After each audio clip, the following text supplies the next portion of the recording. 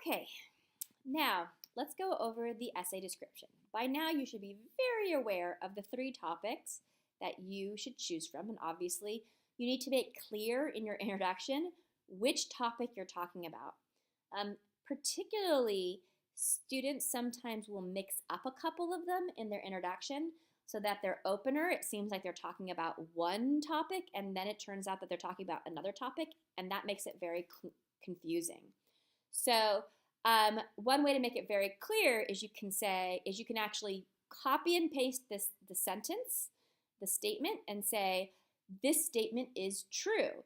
This statement actually reflects the reality of the Crusades, okay? Or you can say, this statement is false, and it's exactly the opposite. Or you can say, this statement has some truth to it, but actually a better way to state it so that it is accurate is blah, blah, blah. And then that can be your thesis.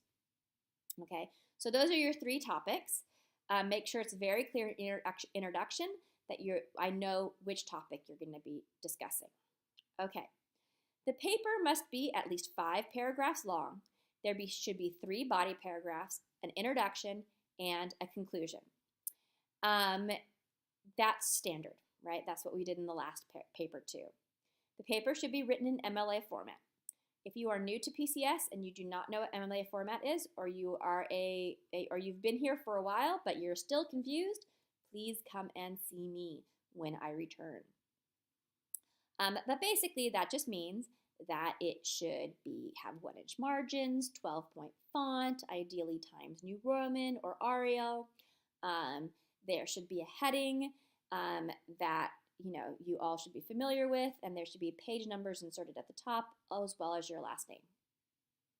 And we can discuss that more when we work on this essay more next week. In this essay, you will be required to use and quote multiple primary sources. You may also use quotes from secondary sources, such as a textbook or other reference materials. However, any sources that you use must be pre-approved by Mrs. Friend. So, here's the deal. You need at least 4 different documents from the packet in your essay. You can then also use secondary sources and textbooks, and remember, you can use more than 2 quotes per paragraph. You can make more than 3 body paragraphs, so you can use lots and lots of extra evidence if you've got it. But bare minimum, you must have at least 4 documents, primary sources, from the primary source packet. While you are not required to fill out the essay outline, which is the skeleton that will be passed out pretty soon, please review the essay outline to determine all of the required parts of the essay.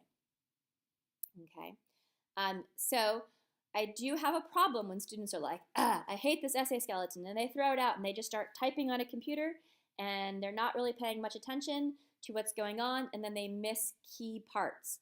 And that's a big problem, because if you're not doing something that I've asked you to do, I can't give you the points for that, and then you end up with really low scores.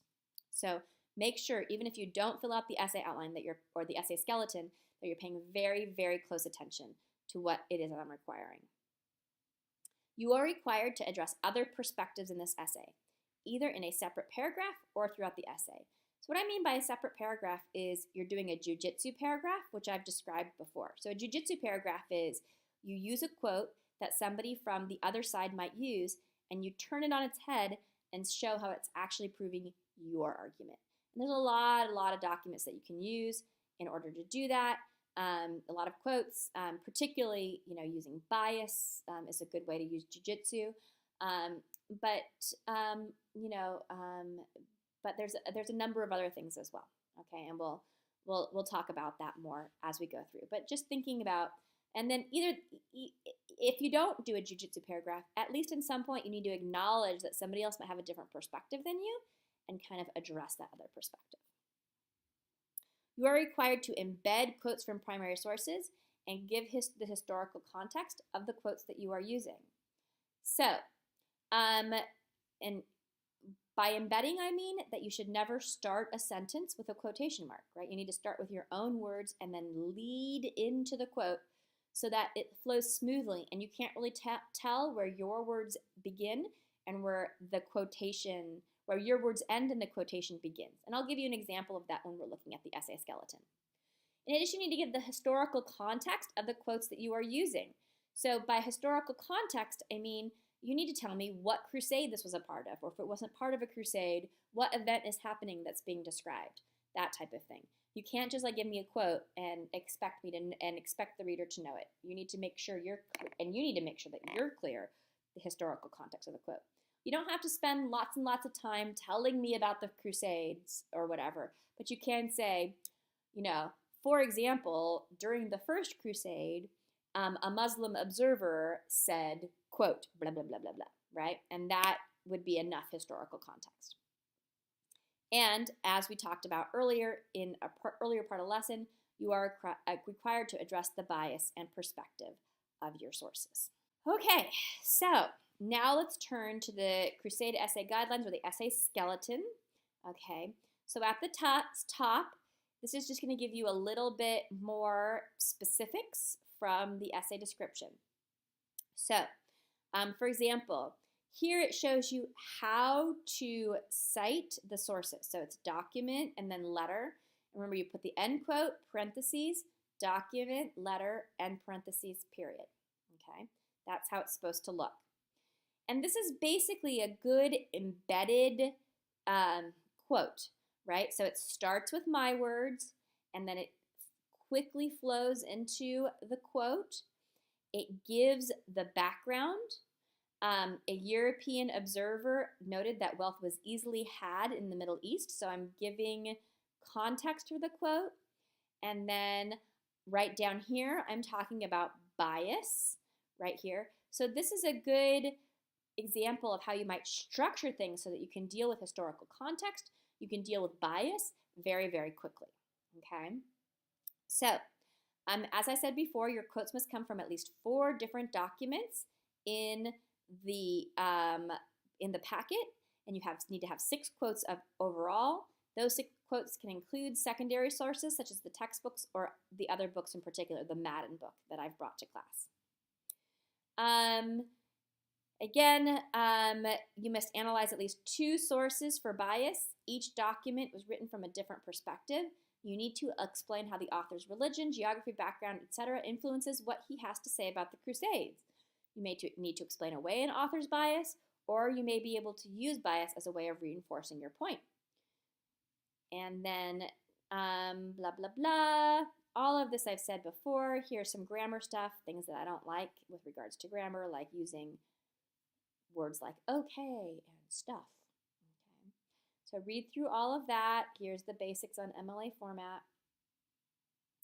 And then here's the essay skeleton. Just like in the last essay, you need to have an opener hook, you need to have a thesis or your argument, and you need to have a roadmap. Just like in the last essay, your thesis and your roadmap can be 1 sentence, or it can be 2 separate sentences, or multiple sentences. Ideally, your thesis is about 1 sentence long, but there are exceptions.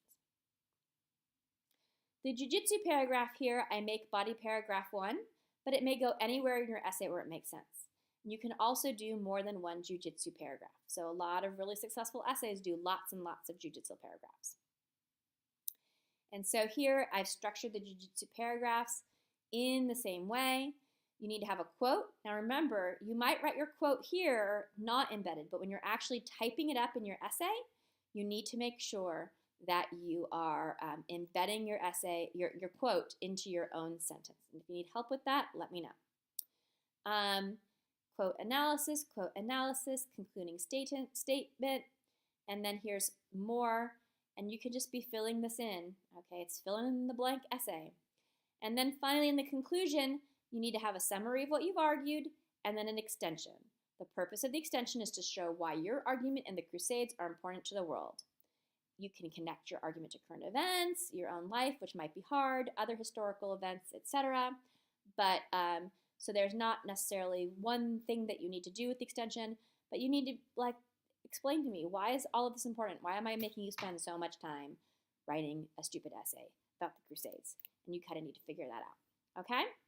All right, and that's it. So for the rest of the period, you should be working on, you can continue to either add more quotes to your charts, organize your quotes so that you know which quotes are going to go in which paragraph and you know what your body paragraphs are going to be about. You can create and you should be formulating your thesis and working to prove that thesis. So working on your essays right now, just on paper, I will have computers available for you next week.